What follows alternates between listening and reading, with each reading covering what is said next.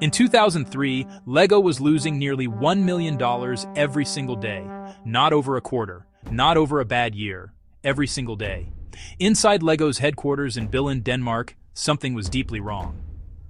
Sales reports contradicted production data. Designers were building products nobody could track. Executives couldn't agree on which parts of the business were profitable, or if any of them were. Externally, LEGO still looked fine.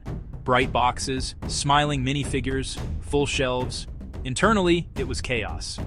And the company that once defined childhood creativity was now quietly discussing something that had never been spoken aloud before: whether LEGO should be sold. This is not a story about toys. It's a story about how a company slowly lost control of itself, and what happened next. Long before LEGO became a global brand, it was a small woodworking shop in rural Denmark. Ole Kurt Christensen was a carpenter by trade. He wasn't wealthy. He wasn't well connected. He wasn't particularly innovative by modern standards. What he was stubborn. In 1924, a fire destroyed his workshop completely. Most people would have walked away. Ole rebuilt it. 3 years later, it burned down again. He rebuilt it again. At the time, Denmark was struggling economically. The Great Depression was spreading. Construction work dried up. Demand collapsed. Ole pivoted, not out of strategy, but necessity, and began making small wooden toys.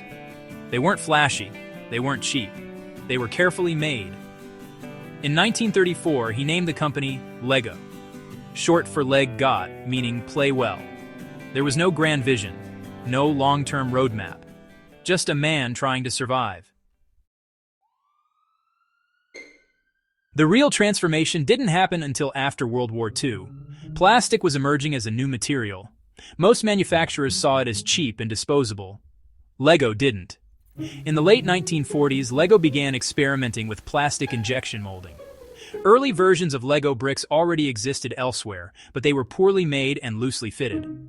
LEGO improved the design. Then, in 1958, they made a decision that would define the company forever. They redesigned the brick's internal structure, adding hollow tubes that allowed bricks to lock together firmly while still being easy to separate. That design was patented. More importantly, LEGO decided never to change it. Every brick would fit with every other brick, indefinitely. Without marketing jargon or strategy decks, LEGO had created a closed system with infinite combinations. Parents trusted it, children understood it, and LEGO didn't need to explain it. By the 1970s, LEGO was expanding internationally.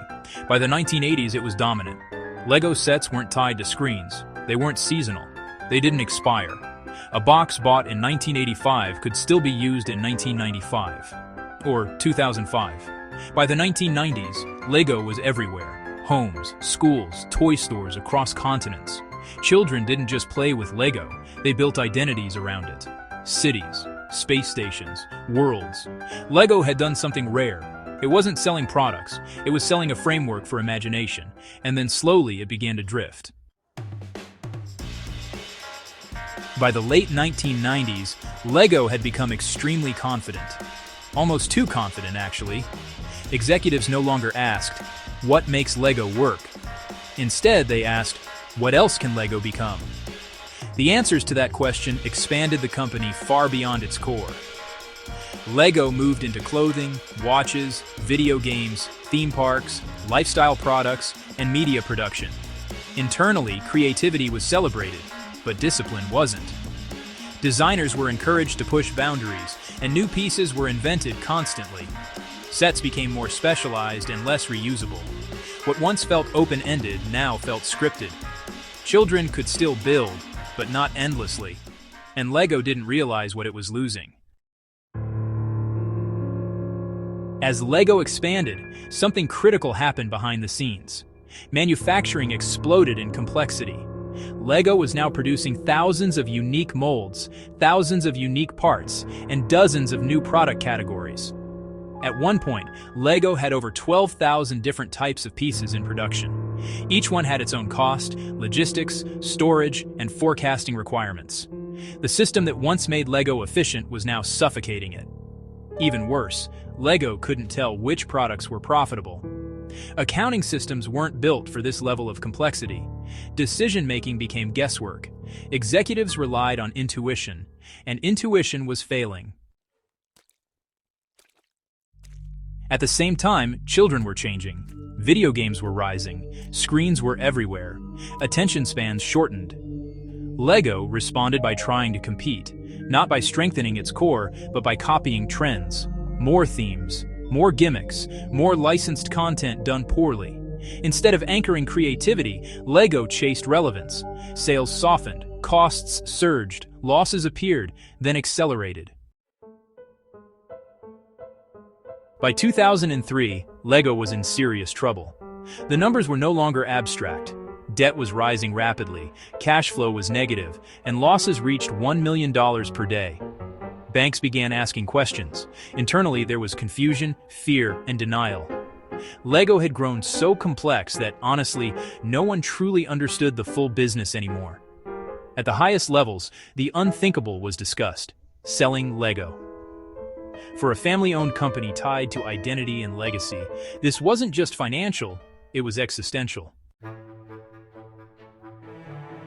The Lego family made a decision they had avoided for generations. They handed control to someone outside the family. His name was Jürgen Vig Knudstorp. He wasn't a designer. He wasn't a marketer. He wasn't emotionally attached to Lego's mythology. He was analytical, calm, direct. His first priority wasn't creativity, it was control. Knudstorp began asking uncomfortable questions. Which products made money? Which lost money? Which should not exist at all? The answers were shocking, even to Lego insiders. Some of the company's most beloved products were massive loss makers. Entire divisions operated without clear profitability. Lego wasn't one company, it was dozens of disconnected experiments. Knudstorp didn't hesitate. The turnaround was brutal. Lego sold off theme parks, shut down non-core divisions, reduced product lines, eliminated thousands of parts, and, well, rebuilt manufacturing from scratch. Employees were laid off. Projects were canceled. Sacred cows were slaughtered.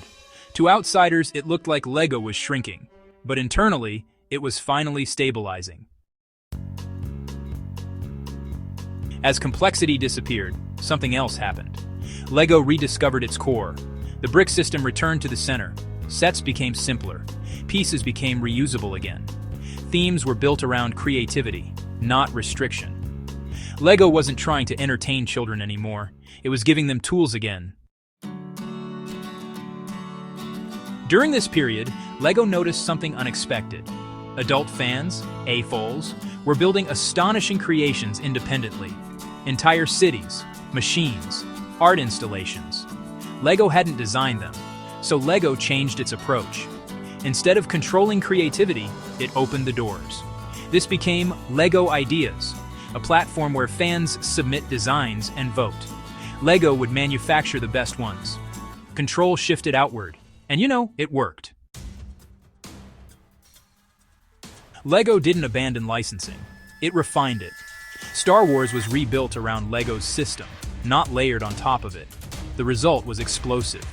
Licensed themes became engines, not distractions. Each one pulled new users into the brick ecosystem. In 2014, the Lego Movie was released. Most expected a glorified advertisement. Instead, it became a cultural hit. But the movie didn't sell a product. It reinforced an idea. That Lego wasn't about instructions. It was about chaos, humor, and imagination. The company didn't change after the movie. The movie reflected what Lego had already become again. Today, Lego is one of the strongest brands in the world. Its products don't expire. Its system doesn't break. Its audience spans generations. The same brick from decades ago still fits perfectly. Quietly, Lego became unkillable. Not through innovation alone, but through restraint. Lego didn't disappear because children changed. It nearly disappeared because it forgot itself. And when it remembered, it didn't need to shout, it just kept building. Thank you for watching. If you like this video, then click the link on your screen to enjoy more business stories like this one.